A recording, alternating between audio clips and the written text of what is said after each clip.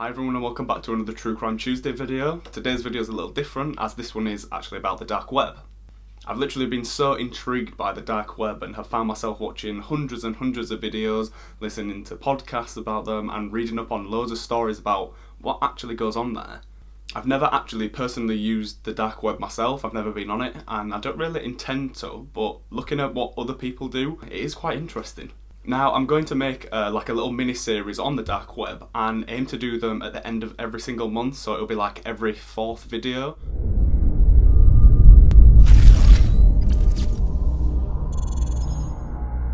So I don't mean to offend anyone involved in this, like the friends or family, and full credit to this story that I'm going to be talking about goes to Eileen Ormsby, the website All Things Vice. So let's get into today's very first part 1 of the dark web stories. So yeah, just before I kind of get into the video, a little bit of background and more context towards what the dark web actually is. So if you look at this picture here, you've basically got the surface web, which is like, I say, like the Yahoo, Google, Reddit, CNN, just like all the news places. And then you've got the deep web, which is for like academic databases, medical records, like finance, things like that.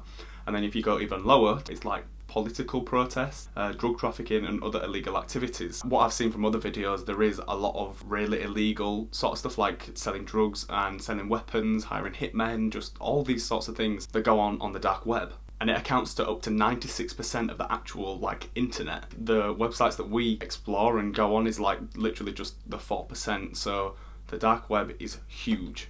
And you also do get the paedophilia as well, and this is what I'm going to be talking about in this video. So as I mentioned earlier, Eileen Ormsby, who runs the website All Things Vice, and one of these cases actually stood out as it was quite a popular one, and she was literally first-hand experiencing like what was going on with the person who was involved. So this is her documentation. So sat in court was a young man, Matthew David Graham, who pled guilty to 13 different charges related to running a dark web, basically child abuse website under the name of Lux. The sites he ran included like a paedophilia wiki, chat rooms, video streaming, like image uploading and video uploading, but a known website in that community was called Hurt to the Core, and that was his like most popular website and most active. Hurt to the Core is part of a subgenre of like paedophilia abuse materials known as hurtcore.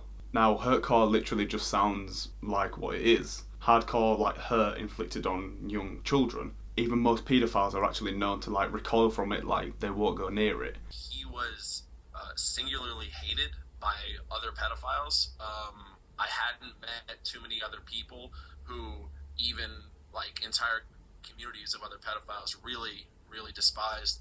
Lux was hated in the pedophile community because he promoted hurtcore, which is a genre within a genre, right? It's a genre of child pornography in which the idea is that the kid is getting hurt and hit. The child's pain is not like from sexual contact, it's literally deliberately inflicted on them. It's literally recorded whilst it's happening and then uploaded to these websites basically for the gratification of hurtcore enthusiasts, which is disgusting. Matthew Graham was actually the 3rd Australian jailed as a result of this like task force investigation that was going on, which worked to basically shut down these hurtcore sites. Also, others who were actually arrested for this included Adelaide childcare worker Shannon McCool, also known as Ski and who was the actual owner of the website The Love Zone. He sexually abused up to 7 children in his care, recorded and then uploaded the videos of this happening. Another Melbourne man who actually can't be named because it will then reveal the identity of his victim, who was literally put through the most heinous crime and was actually a relative to him, and he was actually jailed for this. Among the things that he was doing, he actually made one of his 9-year-old victims hold up a sign and basically give a shout out to Lux, who I mentioned at the start. And this was basically like a farewell for Lux, who announced that he was closing the website before his arrest and everything. As I say, 4 Australians have actually been jailed for their part in like each of these different websites that have been created, and this is like literally the deepest part of the dark web that you can get to. I'm sure there's like other things, but literally from other videos that I've watched as well, what people have to go through, like some people who are like unexpecting of it, they don't really know what they're going through. Some like hackers that are like, oh, I'll go break into this website or whatever, or like chat room or something. All the like the protection that they need on their end is ridiculous just to basically get to this website. Matthew Graham was actually supposed to attend Melbourne Magistrates Court at 9:15 AM by video conference, and he didn't actually do this. And the reason for this was that his lawyer didn't feel like he had enough privacy at his end and he was afraid that other prisoners were going to be able to hear the conversations that they were going to have. And he actually instead wanted to physically come to court to discuss this rather than do it over video conference. He then got to the court at about 4 PM. Courtroom was basically empty at this point. Literally, all that was in the room was a reporter from The Age, who had actually been following this story, the informant, the prosecutor, his defence lawyer, and Ormsby herself. And Ormsby is obviously the person whose story I'm kind of telling.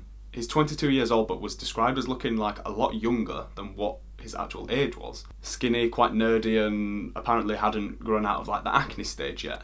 He looked around the courtroom, basically giving like a big smile, like expecting people to smile back at him. And what Ormsby describes as like he was like looking around the room, and then he ended up catching eyes with her, and like basically trying to make a new friend out of it, sort of thing.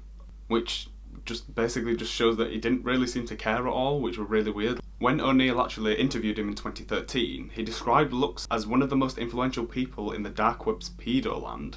He prevaricated over whether he should actually interview him at all, but decided it was in like the public interest. The reader does not need me moralising to them to come to their own conclusions on a subject like this, so instead I try to talk calmly to Lux and get as much information as possible from him as an objective third party. And this was actually from O'Neill, who was the person who actually interviewed him. Now going back to like the courtroom, she said that like coming face to face with this like bemused kid that was not really interested in kind of what was going on, then saying that shouldn't he like look kind of grotesque or someone that you'd imagine to be running a site like this, but he just didn't. And this was someone who ran this awful website. Like, I get people shouldn't really put appearances on like different types of people, like the paedophiles and like these hardened criminals and everything, like because there could literally be anyone around us, but as Ormsby explains, it doesn't really seem like he was capable of doing something like this. And what makes it even scarier is that she describes him like this. She basically states that he could literally just be walking alongside of us and we would have no clue at all that this was going on behind the scenes. She also says that he doesn't actually seem like he's as bright as what he makes out, because the original like plan for this hurt to the core was supposedly told to police by Graham as like a honeypot to basically catch paedophiles. So, and that he was doing a good thing. And literally, he tried to convince police that this is why it was originally set up for that purpose itself, but yeah, they were kind of having none of it. So yeah, this Hurt to the Core website, basically there was something which went kind of viral on that part of the internet, and it's called Daisy's Destruction, and I'm going to go into a little bit more detail about it. So yeah, Daisy's Destruction, that's the title of this, and you can kind of interpret it already how it's going to pan out, because it just doesn't sound that nice. So even prior to any of these arrests that I've mentioned earlier, Daisy's Destruction basically went viral, as I say, into the dark web lore. This like grotesque video kind of became like a sort of like urban legend online, and was said to feature like unimaginable scenes of like adults raping and like torturing a child. And this video was literally real life, like this actually happened and it was a real child. And the creator of this could now actually face like the death penalty.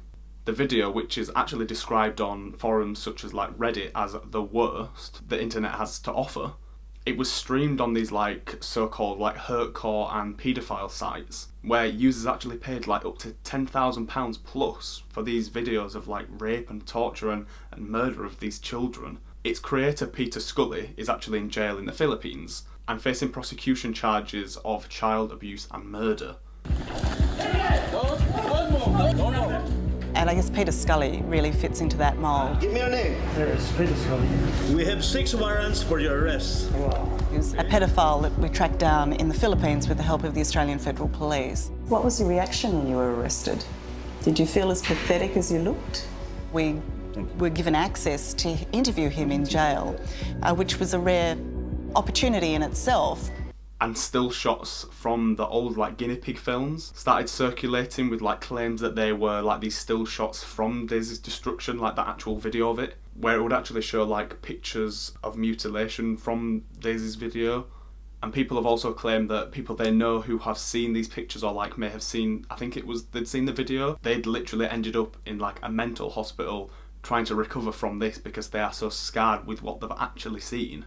Now I'm going to describe what's actually in the video, so if you are not one for wanting to hear this, please do skip forward.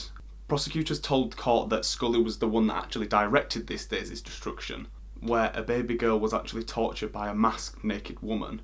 It allegedly showed the baby girl being tied upside down by her feet, sexually assaulted and then actually beaten.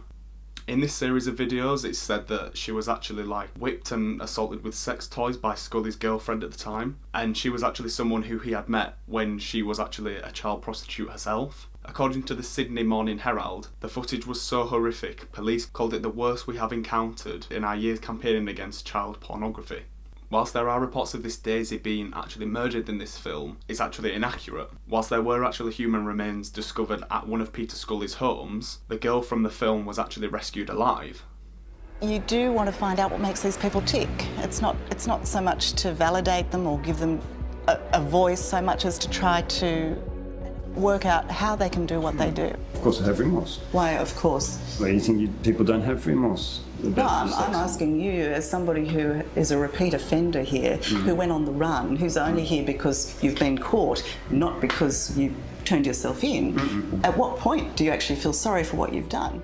Reading up on this made me literally feel so sick, like it was just vile. A YouTuber named Takedownman, who actually specialises in videos with regards to the dark web, mixed a little bit of fact with a whole lot of fiction, where he purported to show like basically screenshots of a site called Daisy's Destruction Shop, where customers could actually purchase like stills, like I mentioned before, like from the film. And what was discovered later, that Takedownman was actually the creator of this site who was selling these stills. And people were actually conflating like two stories about Scully. He did actually create Daisy's Destruction, a series of 4 films which depicted the rape and torture of several girls. He was also arrested for the murder of a child who was literally found in his house. However, toddler Daisy from the film that everyone says that he filmed murdering was actually found alive, and she was then put into care, as were other children who were actually filmed in the videos that he'd created. The deceased girl that was actually found may have been filmed, but there's like literally no evidence that has surfaced to prove this at all. But literally, regardless of all that, the whole situation is so messed up. Like, reading about this stuff and hearing that this actually goes on, it's mental to think, like, it's just awful. You expect it to be like in films, which isn't real, not something that is literally physically real. Yeah, if I do find any charities that are doing any help, I will leave them down below so that you can go help and support these in getting them shut down. So yeah, that does bring us to the end of today's video. I hope you did find it informative, and I hope you learned a lot more about what actually goes on. So yeah, please do leave a like on the video and subscribe for more. So yeah, thank you so much for watching.